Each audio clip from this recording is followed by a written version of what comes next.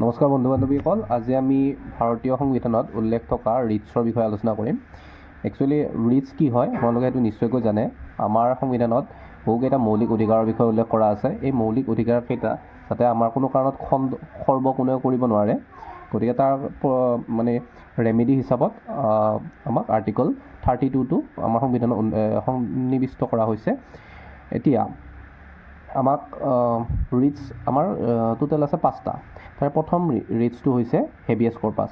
এতিয়া কথাটো হ'ল, আমি এইটো কিয় পঢ়ি আছোঁ? এইকেইটা কুৱেশ্যন বা এইকেইটা কনচেপ্ট আমাৰ যিকেইটা APSC বা এনেকুৱা ADRE এইবিলাক এক্সাম আছে তাতে সঘনাই সুধি থকা দেখা যায়। এতিয়া আহিছোঁ বাৰু টপিকলৈ। Habeas corpus. হেবিয়াছ কৰ্পাছ মানেনো কি আমি সেইটো জানিব লাগিব। হেবিয়াছ কৰ্পাছৰ লিটাৰেল মিনিংটো হৈছে to have the body. To have the বডিটো হৈছে হেবিয়াছ কৰ্পাছৰ লিটাৰেল মিনিং। ইয়াৰ মানে কি?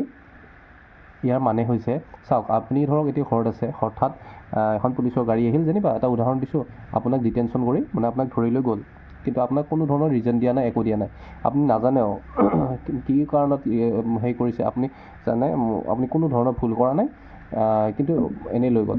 তেতিয়া আপুনি বা আপোনাৰ হৈ কোৰ্টত কোনোবাই আপিল কৰিব পাৰে যে ছাৰ আমাক এইটো এওক মানে কি এনেই বিনা কাৰণত লৈ গৈছে পুলিচে। তেতিয়া সেই যিজন পুলিচ বিষয়াই তেওঁক লৈ গৈছে, তেওঁৰ এগেইনষ্টত মানে হেবিয়াছ কৰ্পাছটো ইছ্যু কৰা হ'ব। হেবিয়াছ কৰ্পাছ ইছ্যু কৰিলে তেওঁ কি কৰিব লাগিব? টু হেভ দি বডি বুলি কৈছে ন, মানে কোৰ্টৰ আগত আপোনাক প্ৰডিউচ কৰিব লাগিব, আৰু প্ৰডিউচ কৰি তেওঁৰ সেইটো দায়িত্ব, মানে যিজন ব্যক্তিয়ে আপোনাক ডিটেনশ্যন কৰিছে তেওঁৰ সেইটো দায়িত্ব হ'ব যে আপোনাক কোৰ্টৰ ওচৰত প্ৰডিউচ কৰিব লাগিব, কৰি তেওঁ ক'ব লাগিব তেওঁ যে আপোনাক ডিটেনশ্যন কৰিলে, কি কাৰণত কৰিলে, সেইটো তেওঁৰ কোৰ্টৰ আগত জাষ্টিফাই কৰিব লাগিব। বুজি পাইছে? যদি তেওঁ জাষ্টিফাই কৰিব নোৱাৰে, বোলে এইটো কাৰণত এওঁ কৰিছে, এইটো কামৰ কাৰণে মই এওঁক ডিটেনশ্যন কৰিছোঁ, যদি তেনেকুৱা প্ৰুফ কৰিব নোৱাৰে, তেতিয়াহ'লে সেইটো আৰ্বিট্ৰেৰী একশ্যন হিচাপত ধৰি লোৱা হ'ব, আৰু আপোনাক ডিটেনশ্যনৰ পৰা মুকলি কৰি দিয়া হ'ব, আপোনাক ঘৰলৈ আহিব দিয়া হ'ব, আপোনাৰ ওপৰত কোনো হেৰি নাথাকিব, ৰেষ্ট্ৰিকশ্যন। আৰু যিজন বা এটা উদাহৰণ দিলোঁ, যেনিবা পুলিচ কৰ্মচাৰীজনে আপোনাক ডিটেনশ্যন কৰিছে, তেওঁৰ এগেইনষ্টত মানে কি আৰু ডিপাৰ্টমেণ্টেল কাৰ্বাই আৰম্ভ হৈ যাব। বুজি পাইছে? এতিয়া কথাটো হ'ল, ইছ্যু কাৰ এগেইনষ্টত কৰিব পৰা যায়, বুজি পালে? এতিয়া কথাটো হৈছে, কাৰ এগেইনষ্টত ইছ্যু কৰিব পৰা যায়? পাব্লিক অথৰিটি আৰু পাব্লিক ইণ্ডিভিজুৱেল, এই দুয়োটা। পাব্লিক অথৰিটিটো আমাৰ পুলিচ বা কৰ্মচাৰীখিনি আহিলেই, গতিকে তাৰ উপৰিও প্ৰাইভেট ইণ্ডিভিজুৱেল, মানে যেনিবা যে আপোনাক যেনিবা ময়েই ডিটেইন কৰিলোঁ, মই যেনিবা প্ৰাইভেট ইণ্ডিভিজুৱেল, তেতিয়া মোৰ ওপৰতো হেবিয়াছ কৰ্পাছটো ইছ্যু হ'ব পাৰে। বুজি পালে? এইটো এটা ইম্পৰ্টেণ্ট, কিন্তু আমাৰ APSC পৰীক্ষাত ডাইৰেক্ট ষ্টেটমেণ্ট দিব পাৰে যে এইটো অকল পাব্লিক অথৰিটিত ইছ্যু এগেইনষ্টতহে আমি ইছ্যু কৰিব পাৰোঁ। তেতিয়া ষ্টেটমেণ্টটো ৰং হ'ব, কাৰণ পাব্লিক অথৰিটিৰ লগে লগে আমাৰ প্ৰাইভেট ইণ্ডিভিজুৱেলৰ এগেইনষ্টতো আমি এইটো এপ্লাই কৰিব পাৰোঁ। ঠিক আছে, এইবাৰ চাওক, এইবাৰ আমাৰ নেক্সট ৰিটছটো হৈছে মেণ্ডামাছ। মেণ্ডামাছৰ লিটাৰেল মিনিংটো হৈছে উই কমাণ্ড। ঠিক আছে, ইয়াৰ লিটাৰেল মিনিং হৈছে উই কমাণ্ড। আৰু কাৰ এগেইনষ্টত ইছ্যু কৰা হয়? ইয়াক ইছ্যু কৰা হয় যিকোনো পাব্লিক অফিচিয়েল বা পাব্লিক বডিৰ ওপৰত। এতিয়া কেনেকৈ, মানে কেনেকুৱা পৰ্যায়ত ইছ্যু কৰিব আপুনি চাওক। এতিয়া যেনিবা কোনোবা এটা পদবীত, যেনিবা ACS বিষয়া এজন, যিহেতু আপোনালোকে APSC কাৰণে প্ৰিপাৰেশ্যন কৰি আছে, গতিকে ৰিলেটেড এক্সাম্পল এটা দিছোঁ। ACS অফিচাৰ এজনে তেওঁৰ যিখিনি দায়িত্ব সেইখিনি পালন কৰা, তাৰ বাবে এজন সাধাৰণ পিপল বা আপুনি বা মোৰ নিচিনা সাধাৰণ পিপল মানুহ এজনৰ অধিকাৰ খৰ্ব হৈছে, তেতিয়া সেই মানুহজন, আপুনি বা মই কোৰ্টলৈকে যাব পাৰোঁ, বোলে ছাৰ এই ACS বিষয়াজনে তেওঁৰ নিজৰ দায়িত্ব পালন নকৰাৰ কাৰণে মোৰ অধিকাৰ, মই পাবলগীয়া অধিকাৰখিনি মোৰ খৰ্ব হৈছে, গতিকে আপুনি কাইণ্ডলি এই মেটাৰটোত হস্তক্ষেপ কৰক। তেতিয়া কোৰ্টে কি কৰিব? মেণ্ডামাছ ইছ্যু কৰিব। কাৰ এগেইনষ্টত ইছ্যু কৰিব? সেই ACS বিষয়াজনৰ ওচৰত। তেওঁ এজন পাব্লিক অফিচিয়েল, গতিকে তেওঁৰ ওচৰত, তেওঁৰ এগেইনষ্টত আপোনাৰ মেণ্ডামাছ ইছ্যু কৰিব।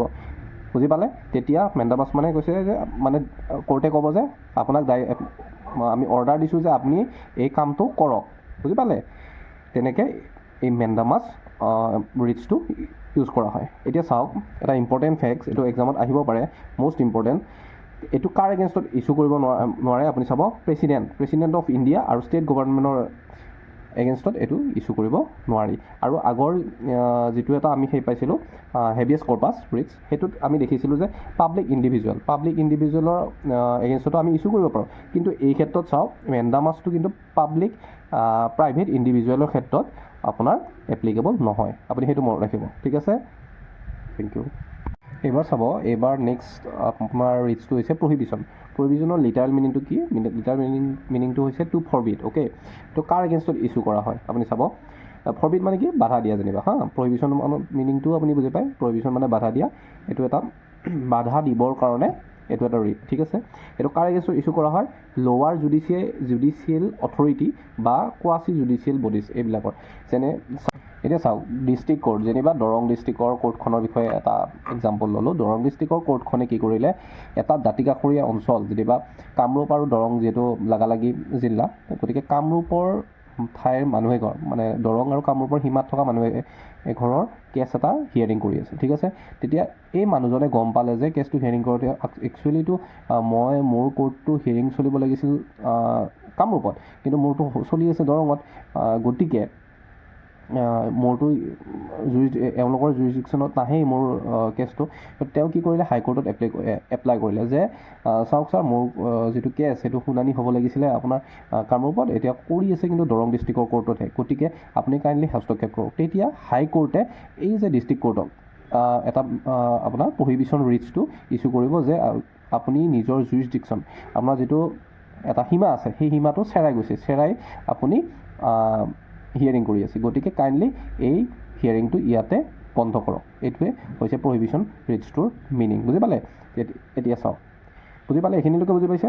গতিকে চাওক, এতিয়া কাৰ ক্ষেত্ৰত এইটো এপ্লাই নহয়? আমি আগতে পাইছোঁ যে হেভিয়াছ কৰ্পাছটো প্ৰাইভেট ইণ্ডিভিজুৱেলৰ এগেইনষ্টতো এপ্লাই হয়, কিন্তু এই যিটো আপোনাৰ ৰিটছ, এই ৰিটছটো প্ৰাইভেট ইণ্ডিভিজুৱেলৰ এগেইনষ্টত এপ্লাই নহয়। বুজি পালে?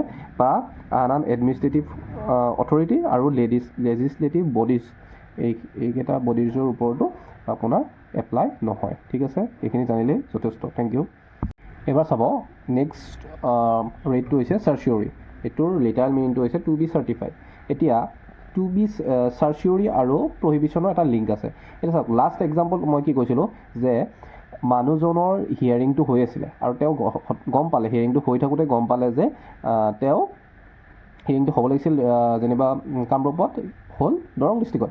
এতিয়া কেছটো কি হ'ল, তেওঁ যদি বাই চেঞ্চ তেওঁ গম নাপালে হয়, ঠিক আছে, আৰু হিয়াৰিংটো অলৰেডি হৈ গ'ল, আৰু হওঁতে কি হ'ল, তেওঁৰ এগেইনষ্টতো গ'ল যেনিবা হিয়াৰিংটো, তেতিয়া কি হ'ব, তেতিয়া তেওঁ তো মানে যেতিয়া পিছত গম পালে বোলে আচ্ছা মোৰতো হ'ব লাগিছিলে কামৰূপত, কিন্তু হ'ল ইয়াতে, তাকো মোৰ এগেইনষ্টত গ'ল। এতিয়া কি কৰোঁ মই, তেতিয়াহ'লে হাইকোৰ্টত এপ্লাই কৰোঁ যে ছাৰ মোৰ কেছটো ছেম, মানে মোৰ কেছটো হিয়াৰিং চলিব লাগিছিলে আপোনাৰ কামৰূপত, এতিয়া চলিলে আপোনাৰ দৰঙত, এতিয়া ছাৰ কাইণ্ডলি আপুনি হস্তক্ষেপ কৰক। তেতিয়া যিটো অৰ্ডাৰটো অলৰেডি ইছ্যু হৈ গ'ল, যে তেওঁ পানিছমেণ্ট পালে, তেওঁ যেনিবা যেতিয়া আমাৰ দৰং ডিষ্ট্ৰিক্টে এটা ফাইনেল অৰ্ডাৰ দিলে, তেতিয়া 7 বছৰ যেনিবা জেল দিলে, তেতিয়া আপোনাৰ এই যিটো অৰ্ডাৰ 7 বছৰ জেল দিয়া যিটো অৰ্ডাৰ, সেই অৰ্ডাৰটো নাল এণ্ড ভইড কৰিবৰ কাৰণে এই চাৰ্চিয়ৰী ৰিটছটো ব্যৱহাৰ কৰা হয়। বুজি পালে? এই চাৰ্চিয়ৰী ৰিটছটো ব্যৱহাৰ কৰি আমাৰ লোৱাৰ কোৰ্টে যিটো ফাইনেল আমাৰ জাজমেণ্ট দিছিলে, সেই জাজমেণ্টটো নাল এণ্ড ভইড কৰা হয়। আৰু এটা কেছত এইটো ইউজ কৰা হয়, এই কেছটো যিটো মানে ইয়াতে অৰ্ডাৰটো ইছ্যু হৈ গ'ল, এই কেছটো ডাইৰেক্ট হাইকোৰ্টে নিজৰ আণ্ডাৰত ল'বৰ কাৰণেও এই চাৰ্চিয়ৰী ৰিটছটো ইছ্যু কৰা হয়। বুজি পালে? অ'কে, এতিয়া আৰু এটা কথা, এইটো মনত ৰাখিব, হেৰিত আহিব পাৰে, প্ৰিলিমছত আহিব পাৰে যে এইটো প্ৰাইভেট এণ্ড ইণ্ডিভিজুৱেলৰ এগেইনষ্টতো ইছ্যু হয় নেকি? তেতিয়া আপুনি ক'ব যে নাই, নহয়, এইটো প্ৰাইভেট ইণ্ডিভিজুৱেলৰ এগেইনষ্টত এপ্লিকেবল নহয়। অ'কে, আমাৰ নেক্সট ৰিটছটো হৈছে কিউ ৱাৰেণ্টো। ইয়াৰ লিটাৰেল মিনিংটো হৈছে by what authority or warrant. এইটো মানে আৰু তাৰ আগত প্ৰথমতে কৈ লৈছোঁ, ইছ্যুড এগেইনষ্ট, কাৰ এগেইনষ্টত ইছ্যু কৰা হয়? Illegal usurpation of public office. আৰু এইটো কোনে এক্লেইম কৰিব পাৰে? এনি ইণ্ডিভিজুৱেল, যিকোনো মানুহে এইটো ইছ্যু মানে কি আৰু এপ্লাই কৰিব পাৰে এইটো কাৰণে। এতিয়া কথাটো হৈছে মানে কি একচুৱেলি আমিতো এইখিনি ধৰক কিতাপী ভাষাটো কৰি ল'লোঁ ন এতিয়া কিয় ৱাৰেণ্টৰ মানে কি এতিয়া চাব বাই হোৱাট অথৰিটি তাৰমানে কথাটো হৈছে আপুনি যিকোনো এটা ষ্টেচুটৰী মানে সাংবিধানিক পদবী এটা যেনিবা কথাটো ক'লোঁ আমি এয়া APSCৰে চেয়াৰমেনটোৰ কথা ক'লোঁ APSC চেয়াৰমেনৰ পষ্টটোত যেনিবা আপুনি বা মই গৈ কিনে বহি ল'লোঁ এতিয়া কথাটো হৈছে আপুনি বা মই যে বহি ল'লোঁ কৈছোঁ যে এতিয়া মই চেয়াৰমেন মই কিবা কিবি কৰি মুঠৰ ওপৰত আহিছোঁ বুলি কৈছোঁ আৰু তেতিয়া মোৰ যে সেই মই পদবীত বহাৰ প্ৰকৃততে যোগ্য হয়নে নহয় বা মই লিগেলি বহিছোঁ নে নাই বা লিগেলি যিখিনি মোৰ যোগ্যতা সেইখিনি আছেনে নাই বা যি তাৰ কাৰণে এক্সাম পাছ কৰিব লাগে বা যি পদ্ধতি আমি এপ্লাই কৰি কিনে আহিব লাগে সেই পদ্ধতিখিনি আমি অৱলম্বন কৰিছোঁ নে নাই সেইটো জানিবৰ বাবে আমি কোৰ্টে মানে কিয় ৱাৰেণ্টটো ৰিটটো তেওঁৰ এগেইনষ্টত ইছ্যু কৰিব পাৰে বুজি পালে এতিয়া তাৰমানে আপুনি বা মই গৈ এনেই APSC যিটো চেয়াৰমেনৰ পষ্ট তাতে বহিব নোৱাৰোঁ বুজি পালে সেইটো এটা সাংবিধানিক পষ্ট যিহেতু এনেকুৱা UPSC চেয়াৰমেন হওক বা যিবিলাক সাংবিধানিক পষ্ট আছে সেই পষ্টবিলাকৰ যাতে গৰিমাটো বজাই ৰাখিব পাৰি যোনে তোনে সেই পষ্টটোক এনেই মিছা যিকোনো কাৰণত ক্লেইম কৰিব নোৱাৰে তাৰ কাৰণে এই ৰিটটো স্পেচিয়েলি ইনক্লুড কৰা হৈছে ভাৰতীয় সংবিধানত বুজি পালে গতিকে হ'ব এইখিনিলৈকে আমি আজি এৰিছোঁ থেংক ইউ যদি কেনেকুৱা পালে আপোনালোকে ভিডিঅ'টো জনাব যদি ভাল পায় তেতিয়াহে আগলৈ ভিডিঅ'টো বনাম আৰু যদি নাপায় তেতিয়াহ'লে আগলৈ নবনাওঁ সেইটো কাইণ্ডলি কমেণ্টত জনাব কেনেকুৱা পাইছে থেংক ইউ